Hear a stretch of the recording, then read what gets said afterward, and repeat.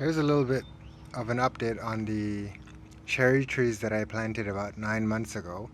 So I started them indoors um, in the winter, and then I let them grow indoors under artificial light and water while I watered them, obviously.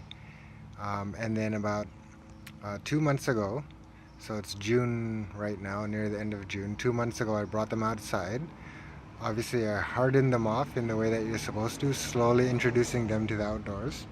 Um, so I only have about 3 or 4 of them left. A lot of them were destroyed by spider mites, which I did not know at the time were spider mites, but now I know, so lesson learned. If you see spider mites or aphids or little spider webs, which are spider mites, on your plants, you must find a recipe to destroy them immediately before they destroy your plants. Anyways, this is the biggest cherry I have right now. So you can see it's actually quite tiny. It's in this fabric pot outside in my garden and has stones on top because squirrels were digging it up. It has a fairly robust root system, probably about the size of about the size of that rock there. Now this one has new leaves coming out the side because I don't know, I think it was squirrels or birds that ripped off the bigger leaves that were on top.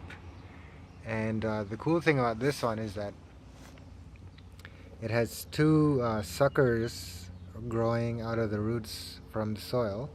So those are entirely brand new cherry trees, but they share the same root system. Hopefully this one grows pretty well. I mean, it's been outside for 2 months.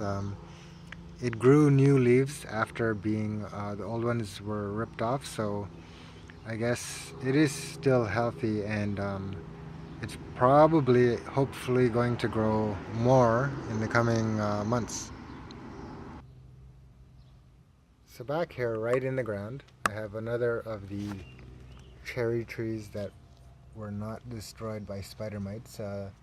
This one, the main stem lost all its leaves. It grew a new one, or it had one leaf maybe. It's budding out again, so that's good.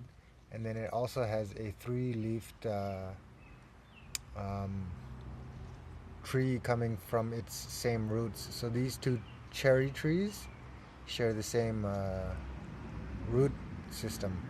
Oh yeah, it's called a sucker, that's what it is. And then I have another one over here. It's buried under all this wild grape, but it's right here, and it's just a twig basically, but I don't know, maybe I need to cut this wild grape back in order to let it leaf out, but I'll do that later. But anyways, it's under here, and it doesn't look to be dead, but it is just a twig. And there's one more somewhere else. Probably won't be able to locate it, but anyways, yeah, most of the cherry trees were destroyed by spider mites. So don't let them or aphids destroy any of your plants.